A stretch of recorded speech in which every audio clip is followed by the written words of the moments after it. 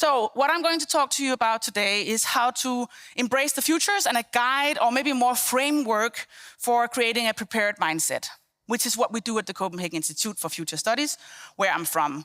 So what to expect today? I don't know if you had the chance to see my session or what I wrote about it, but it's how to think like a futurist with a prepared mindset. Why we need to go from past dependent, knowing everything, to futures informed, asking the right questions, and how to move from incremental to more radical innovation in an environment where radical changes are happening. And as you can see, I chose this one from Greg Eisenberg, who thinks that we're going to see many more smaller one-person businesses over the next 5 years. No employees, just AI. No custom code, just Typeform. No fancy website, just Webflow. No paid ads, just community. No venture capital, just bootstrap. And high cash flow, low stress. How many in here believe that? Yeah? It's going to be interesting what's going to happen, right? And I know I'm talking to all of the developers out there, but it's interesting to see how your jobs are going to change and what kind of things you're going to work on. And what we really like you to consider is how to approach the possible futures. This is an artist's view of how the future might look 100 years from 1900, so in 2000. And it's really interesting to see how you always take what you know and the future that you are in, and then just add on some technology, right? That's an interesting perspective, because what's really difficult is to see the cultural changes, how we change as society, and what's going to be around us with all that technology. So that's something that we really try to focus on at the Institute, to have this 360 sort of look around the possible futures. So for those of you who don't know us, we're one of the oldest Futures Institute in the world. We were founded by a former finance minister and OECD General Secretary called Thorkild Kristensen, who was tired of the short-termism in politics particular. Because politics obviously has like a 4-year period of time. You have to understand what people are worried about right now, and you cannot worry about the future too much, because then people won't be able to feel that or understand that, and then you won't get your votes. So doing radical changes in a political environment is really, really difficult. So we need to overcome this short-termism and start looking at the implications 10, 20, 50 years from now. That's why he founded the Institute. I joined the Institute because I'm very worried about the future media landscape. So I have a background as a media science. I started working at the Danish Broadcasting Corporation called DR, where I was creating a conference called New Media Days on how the internet and social media and all these new things might affect the media industry. And I think that, I'm speaking for the whole industry, it's impacted the industry much more than they thought. They didn't really think the internet would change their business model back in 2006, right? And I think we're standing in kind of the same situation right now, maybe even just a little more accelerated and more radical changes to come. And obviously we don't know, I don't know the future, but we can see some signals and some signs of possible directions that this might take. I'm also a member of the Danish Media Board, which means I give money for innovation in the media ecosystem, but we're under such structure of an old media sort of way of looking at media that I cannot give money to any radical sort of innovation projects. So it's all just more of the same. A little bit of incremental here and there. And it's super unsatisfying, I must say. I'm also part of the advisory board for Future Media Hubs, where we're really trying for a European perspective to raise the ambition of innovation in the media industry, because we need trustworthy media. I'm not going to talk about media so much with you, but this is something we need. We need things we can trust that are truth and not just truthy, for those of you who saw Galit's keynote session on this. We really need this. How do we ensure that? So what we do at the Institute, we do a lot of different things. Obviously, we do inspirational talks, but we also do work on a lot of megatrends. We work on scenario planning, looking into plausible and possible futures. We do strategy development, risk management, and futures-driven innovation. So these are just some of the things that we do. And it's really important for me to say that it's not our goal to predict the future. It's not what we want to do. It's more to be prepared, to prepare ourselves and not think that we do know the path. And I think a lot of us have an idea of what we think the future might be like, but we need to get out of that and open our mindset and be a little bit more explorative to the possible future. So when does the future start? Anybody? Now? Anything else? Soon? Yesterday? What, sorry? Yeah? People tend to do that, but what we really want, and it's true, obviously, right? When is the future does the future even come? Because it will always be now when the future comes. But we really want to make sure that we stretch our mental flexibility, that we go away from the past dependent. And if we think the future too close to the now, we are very, tendent to put it into what we know. What can we see? What numbers do we have? What statistics is behind this? What do we know? And the problem with research is that it's always lacking behind. The research being done in the media industry, when you ask people about research on social media, they say, I can't say anything until after 2000 because that's what 2020, that's when my research stopped, right? And I think the industry is moving much faster than that, and we need to take that seriously and embrace the possible changes that are coming. So looking into these possible, plausible, probable futures, but not just limit ourselves to the most probable ones. And then obviously identify which one is the preferred future that we will be working on. What tactics, what sort of strategy should we have that points toward that future, but with an acknowledgement of environment around us that might not be going in the same direction. So how do you navigate in that? So this is the futures cone. This is probably the most sort of used model, and we saw that also in Cyrus Clarke's presentation yesterday. He uses this in order to look into alternative futures. And it's a really, really good tool. So there you have it, one of those, just to open your mindset. And the present, we're not even at the same point there, The future is already here, it's just unevenly distributed. Some people are way beyond, further, and some people are different places depending on where you are, what mindset you have, what company you work in, all of these things. Also, I like to, address the fact that there are many different ways that we can work with the futures. And some of the speakers we've had here on Øredev are more into the normative futures thinking. So more in trying to say what we want to happen. We need to have inclusion. We need to take care of the planet. We need regenerative ways into this. And I totally agree, but that's not what we do at the Institute. So even though we're for the betterment of society, which we're constantly discussing, what is betterment of society?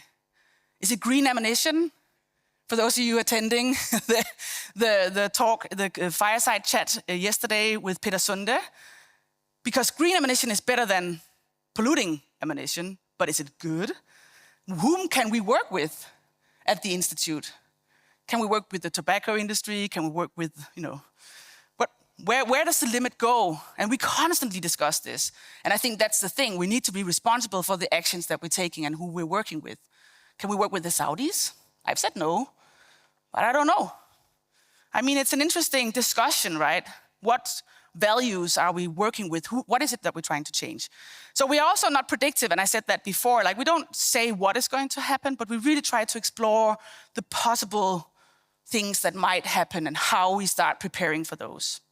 So the whole practice is actually, instead of being a traditional strategist, trying to improve the existing, what you already have, knowing the answers. A lot of us think we know the answer, at least me included, that's within our biases.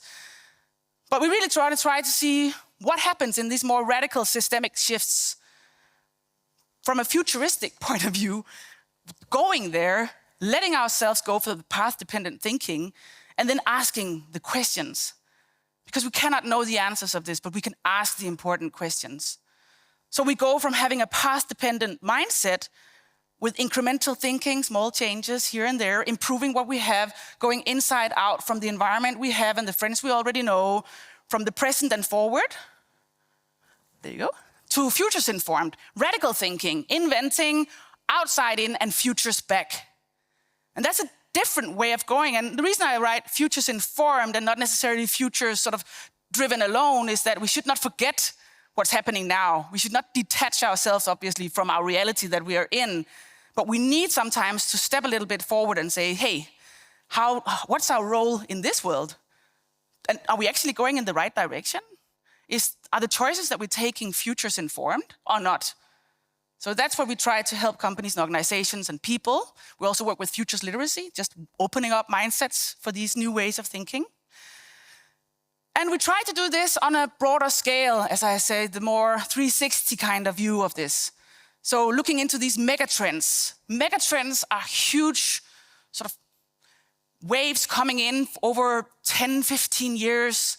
You know, they're indiscussable. They are coming, but they connect in different various ways and they impact each other.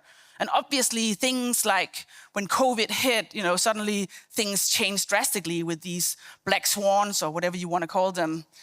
But we have to pay attention to what's happening around us in our environment. And I remember I told you that we were going to double up in the 65 plus, the aging society, right? That's also very important to think of when you design things. For the senior, I know there was a session here, right, on the senior developer. How do you ensure that you're ready for these things? And how do you actually find the sort of cracks where you can let your company grow because that's futures oriented, that's fit for the future? So even though we have all these huge megatrends, we also see some extreme tectonic shifts that are happening right now. And I think I said it before, I don't think we talked enough about generative AI. Did you talk a lot about generative AI here? Yeah. Was that a yes or no? Yeah, no? No? Or yes? Or medium? It's funny with me, I'm like, I don't think developers really, because I think Peter Sunde was saying the same thing, that it can't really develop that well. It doesn't really write that well code. So you sort of dismiss it. Is that true? Is that kind of the general feeling among developers, that it's like, no, it can't be as good as me? Or what? Is that true? No? Do you take it seriously? Thank you, because I think you should. I really think we should. And I'm not a developer. I have no idea how this is going to affect your sort of industry, but we can see that it is something major. What I can see is within the media industry, today, media companies, they make one article or one TV series or something like that, and then they distribute it to different channels, right? But with this generative AI, we're moving into a much more hyper-personalized sort of distribution where we create endlessly and distribute personalized. This is a shift. This is a shift of how you reach people, and this is a shift of how do you navigate in that system of endless content and hyper-personalized distribution. Experts estimate that up to 90% of online content could be synthetically generated by 2026. This is Europol Innovation Lab Facing Reality report. Do you think that? Hands up if you think 90% online content could be generated. I mean, could is a very vague word.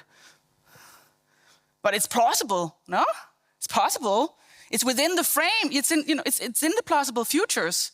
Because if you look at how much content, there are sort of a media surveillance around media sites that are calling themselves, let's say, Sweden news site or whatever, that's just 100% automatically generated by AI, just pushing news that is not really, trying to notch and all that, but has no editor.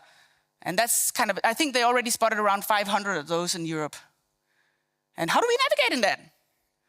By 2027, nearly 15% of new applications will be automatically generated by AI without a human in the loop. This is not happening at all today. This is Gartner, the company that works a lot with these. They work more with predictions than we do. So I find them interesting. I use them in order to make a point. Do you believe that is true? That 15% of new applications will be automatically generated by AI? Hands up for those who think so. Interesting. Where are we now? Can we draw the future code? Some of you might have seen this, but it's a 2-minute little video that I catch somewhere on some social media explaining how you can go from a whiteboard into software. Absolutely unbelievable, and there's a ton of little details here that I want you to pay attention to. Can you hear it? So I mocked up this whiteboarding session here, right? This is just a totally fake example. But I passed that photo to GPT-4 Vision with this basic prompt to generate the code for it. Let me set this down. And I really want you to pay attention to this, right? So generated the code, I pasted that into VS Code here. And now watch this. So you're gonna see step 1 here is enter your name. check out the diagram here. So the model was able to see that I had these arrows, and it actually flipped the order of these. And I wanted to test if it could do that. And sure enough, it does. So now if I do a name here, sorry, I'm trying to type with one hand. And you're going to see, what is your email, McKay? Okay. You're going to see in this step, I specified should refer to you by name once provided. So it flipped these steps, so it knew name, then email, and it knew once it got to email, it needed to refer to me by name. This is crazy. This is all on image. I'm just going to put some fake stuff here. You're going to see it's now asking us to confirm if we're over 18 or not, still referring to me by name. You're going to see I split that here. So one branch goes up here to show the site. The other goes to the second option here, and you're going to see I crossed sorry screen and instead put kid version. And you're going to see I'm going to click no, and we're getting welcome to the kid version of the site. So it knew that I had crossed that out and sent us here instead of building that. So just by passing this image, again, I just really want to emphasize this. All I did was pass this image in with this little prompt, and it was able to figure out that these steps were switched, that it needed to refer to me by name. It had to do the logic of all of this, so it actually did the functionality. It was able to split these branches, and it knew that I had crossed this off for this step. So again, this super mock example, but that is nuts that it can handle that. That's crazy. Do you think that's nuts? Or is that just, well, doesn't matter? How many here think that's crazy? I mean, I think it's really, really crazy. Imagine when you can just start drawing whiteboards of whatever and your client wants it. The problem is the client can just do it themselves, maybe, very, very soon when all this get WordPressy. Like when you have a WordPress version, I guess you already have, right? They're probably much better tools than the GPT. But the interesting thing with GPT-4 is it can now see, hear, talk. It's multimodal, and it's updated. So it's not just going back to 21 before. This is all happening so fast. And I know they just did an announcement this week as well with an updated model, right? Did anybody try it? GPT-4, the new one? I don't even know. Does it have a name? Huh? Sorry?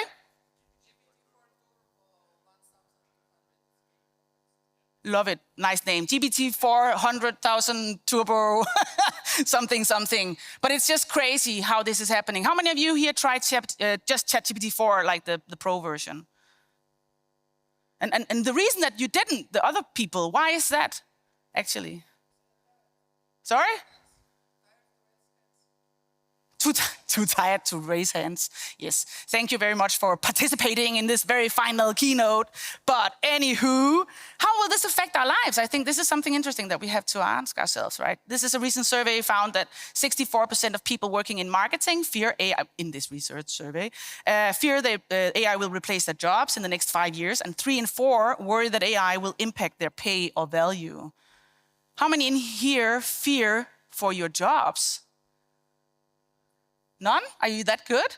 Nice. How many in here are planning on firing people due to AI? Come on. Do you have your employees here as well? Yeah, yeah. But we're seeing that, and I think we don't talk enough about it, right? We're seeing it happening already, and we need to figure out how we sort of embrace this and make sure that you don't have to fire, but at the same time, be more efficient and dive into this and embrace these things, I can say it because it has no consequences for me. You can't, but you need to take it seriously. We have an expert problem here. The more expert, or at least the more educated a person is, the less likely that person is to see a solution when it's not within the framework in which he or she was taught to think. And you have been sort of shaped by this system. But this system is changing, something is happening, something radical is happening right now. So how do you overcome that bias? We have tons of biases within ourselves, right? So this is, by the way, this is Herman Kahn. He's one of the founders of Hudson Institute, one of the founders also of Futures Thinking, an amazing person. It's all about knowing your cognitive biases. Change is bad for business, status quo bias. How many think that AI change is bad for business for you? I know your hands are tired, so I'll just pretend that somebody actually raised their hand. When in doubt, go with what you know, the confirmation bias, right? Yeah, let's go with whatever code we know, and that'll work, that'll do, whatever. We do it the same.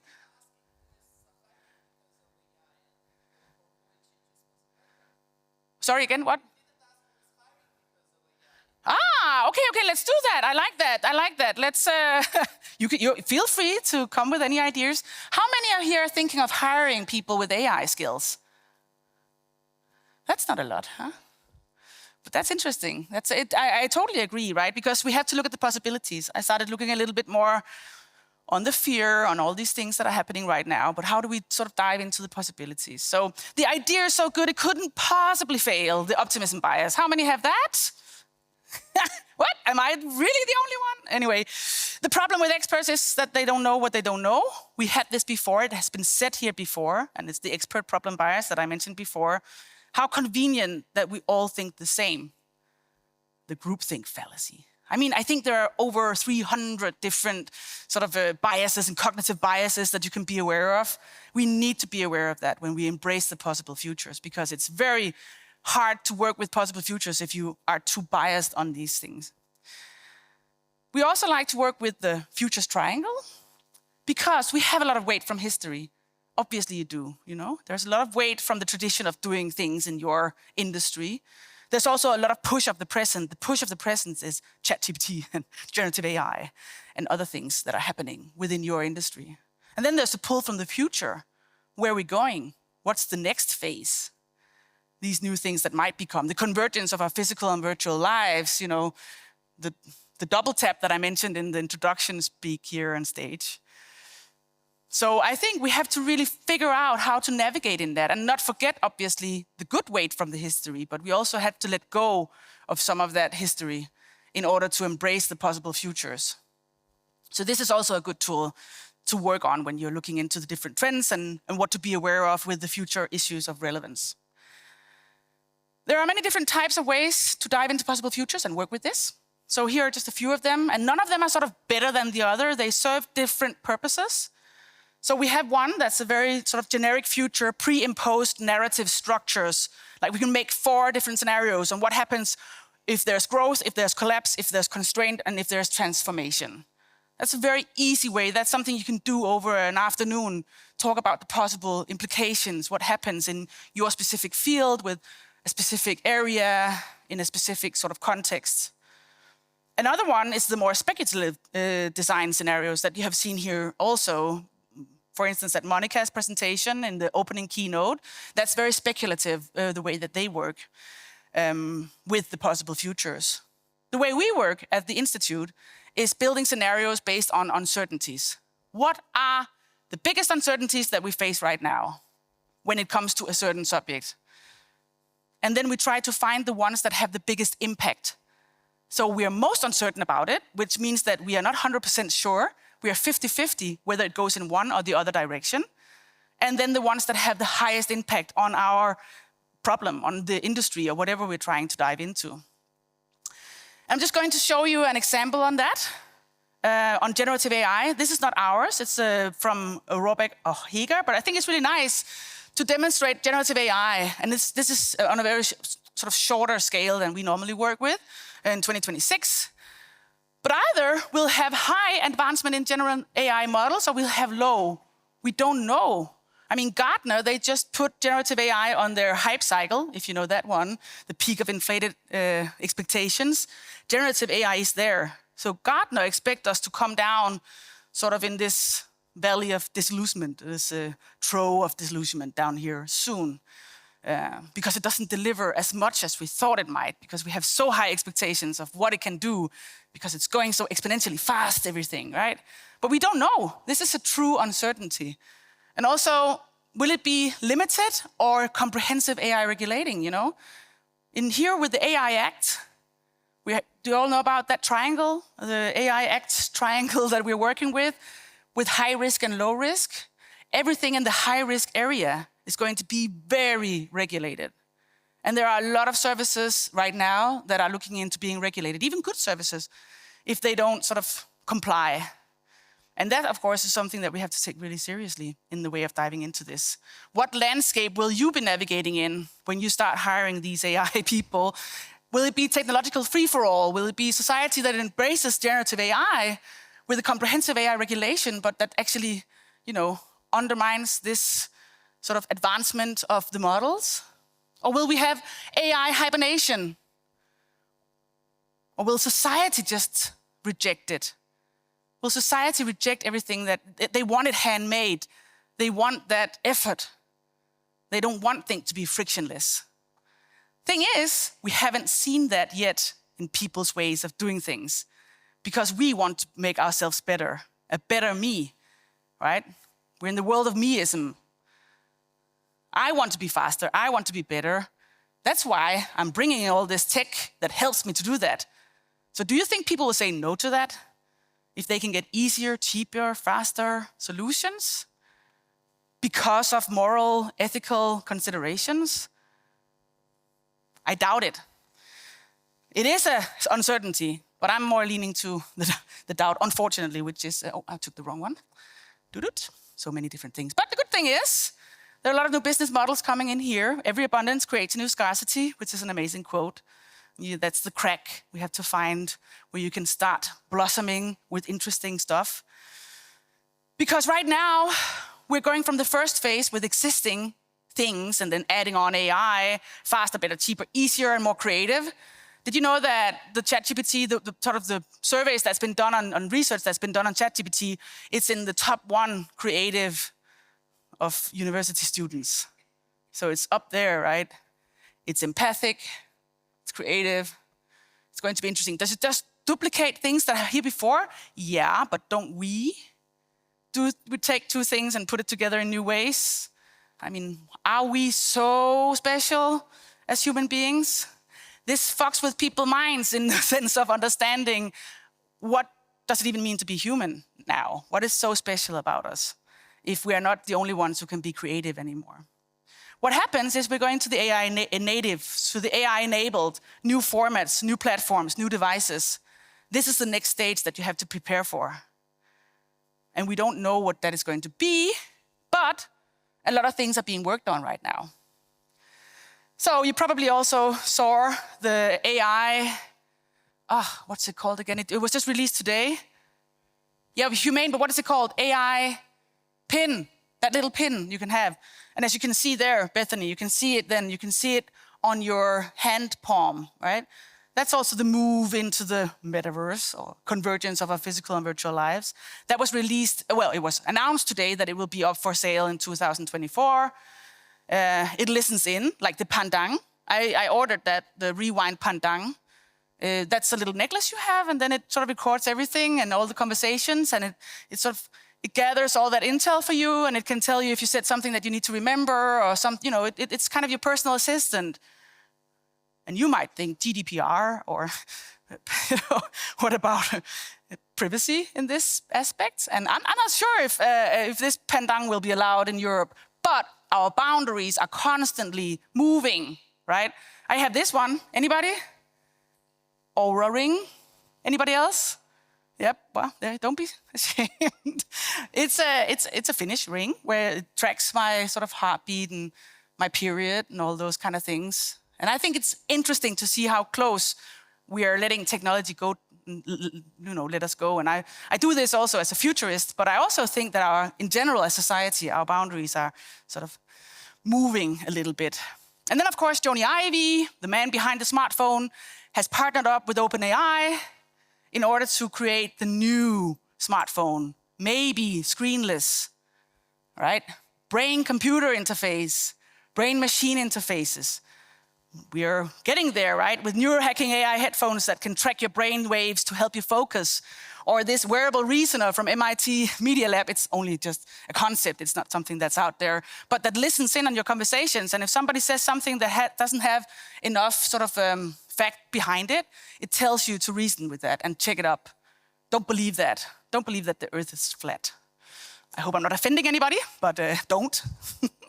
So that's the thing. Are we moving into these augmented humans? And what kind of devices are we preparing for? And are we moving into somewhat long-term perspectives on this, but this is really moving fast. So how do you prepare for these possible futures?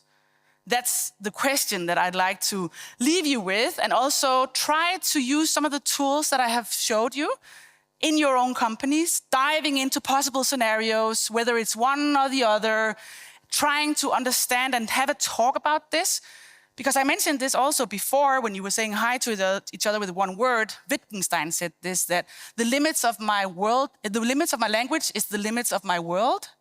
So the things we don't have a language, a shared language for and a shared understanding for, is very, very hard to work on and towards. So make sure that you get a shared language on the possible futures within your context, together with your employees and your bosses, and understanding where you're actually heading with the things that you do. That is the hope that I wanted to give you, and to sort of move into that direction and move towards your preferred futures, and trying to build the future, since you are the builders of tomorrow, build the futures that we want to live in. So I'll just leave this here. In times of change, the learners will inherit the world, while the knowers will be beautifully equipped for a world that no longer exists. Thank you very much for listening in. This was the final keynote. I hope you had fun at Øredev.